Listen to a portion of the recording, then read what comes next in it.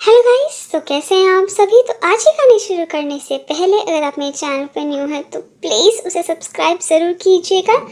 तो आज ही कहानी शुरू करते हैं। मैं अपने मम्मी जी पापा जी के खिलाफ एक शब्द भी नहीं सुनूंगी।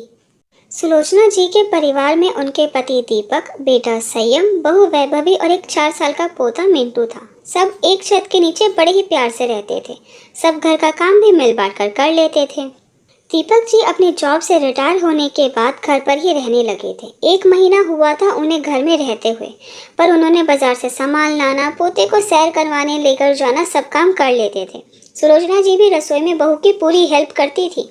दीपक जी के रिटायर होने के बाद सुलोचना जी और दीपक जी ने जो सुख पूरी उम्र नहीं पाया, वह सुख अब उन्हें महसूस होने लगा था। वो है एक दूसरे का साथ। क्योंकि पूरी उम्र नौकरी के कारण दीपक जी सुलोचना जी को ज़्यादा समय नहीं दे पाते थे। दीपक जी की 3 बहनें थीं जो उनसे छोटी थी। उनकी जिम्मेदारियां उन पर थी जो उन्होंने बड़े दिल से निभाई, जैसे बहनें नहीं बेटियां हों। बहनों की शादी, उनके त्योहार, कभी किसी चीज़ की कमी नहीं रहने दी, इसलिए ओवर टाइम भी करते थे। अब सब अपने घरों में सुखी थे, पर कहते हैं ना, आराम से रह रहा इंसान तो दुनिया को बर्दाश्त नहीं होता। सुलोचना जी की बहू वैभवी की एक सहेली थी निशा। जुबान से जितनी मीठी, अंदर से उतनी ही जहरीली। उसने खुद तो अपने सास ससुर के साथ कभी निभाई नहीं थी, और वैभवी का हंसता खेलता परिवार उसकी आंखों में खटकता था। एक दिन वह वैभवी से मिलने आई तो बाहर बरामदे में सुलोचना जी और दीपक जी अपने पोते को खिला रहे थे। सुलोचना जी सेब काट कर दोनों को दे रही थी तो मजाक में एक टुकड़ा दीपक जी को अपने हाथों से खिला देती है। तो बस यह निशा ने देख लिया और वैभवी से बोली, क्या बात, तुम्हारे सास ससुर तो बुढ़ापे में भी इश्क फरमा रहे हैं। तो वैभवी कहती है, अरे कुछ नहीं यार, चल छोड़, मैं तेरे लिए चाय बनाती हूँ। आज पता नहीं क्यों पर वैभवी का मूड पहले से ही खराब होता है। तो निशा गर्म लोहे पर एक और वार करती है, अरे सच यार, मुझे तो तुम्हें देखकर बड़ी दया आती है। यही तो उम्र होती है घूमने फिरने की, और एक तुम बेचारी पूरा दिन सास ससुर की सेवा में लगी रहती हो। तब तो वैभवी कुछ नहीं कहती, पर कहीं न कहीं यह बात उसके मन में बैठ गई। अब तो वह खाना बनाकर रख देती, जिसको भूख लगे खा लो। 2-3 दिन निकल गए, सब देख रहे थे, पर अचानक से बहू को क्या हुआ यह किसी के समझ में नहीं आ रहा था। एक दिन संयम रात को वैभवी से पूछता है कि क्या हुआ, कोई बात तुम्हें बुरी लगी है क्या, किसी ने तुम्हारा दिल दुखाया है, कुछ बात हो तो कहो। तो फिर वैभवी कहती है, मम्मी जी पापा जी पूरा दिन साथ में चिपके रहते हैं। अरे यह उम्र तो हमारी है रोमांस करने की, प्यार करने की, पर मैं तो पूरा दिन घर के कामों में लगी रहती हूँ। निशा सही कहती है यार, तेरी भी कोई जिंदगी है क्या। तो संयम समझ जाता है यह सब निशा का करा हुआ है।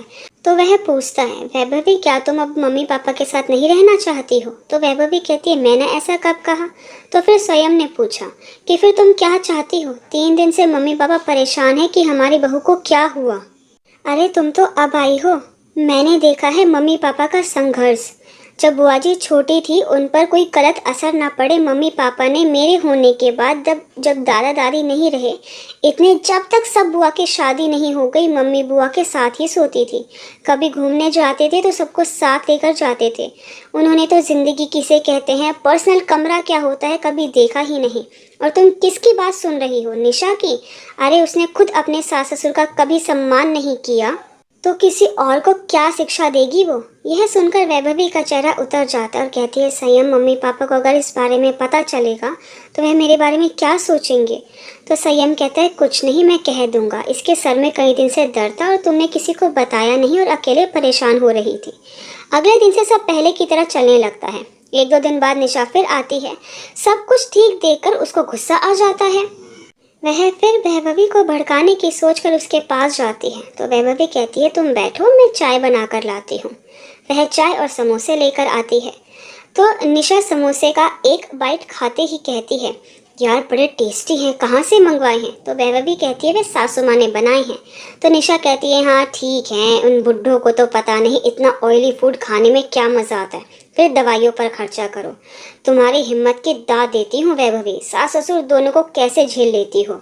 तो फिर वैभवी कहती है कि निशा, आज मैं तुम्हें साफ शब्दों में कह देती हूँ, तुम मेरी सहेली हो, तुम्हारे लिए घर के दरवाजे हमेशा खुले हैं, पर मैं अपनी मम्मी जी पापा जी के खिलाफ एक शब्द भी नहीं सुनूंगी। अरे तुम क्या समझोगी, घर के बड़े तो छायादार पेड़ की तरह होते हैं, उनके साए में सारे दुख, चिंता, थकान सब दूर हो जाता है। तो निशा उसकी तरफ देखकर सोचती है, यहाँ तेरी दाल नहीं गलने वाली है, चल निशा अपने घर। उसके बाद निशा ने वैभवी के सामने उसके सास ससुर की बुराई कभी नहीं करी।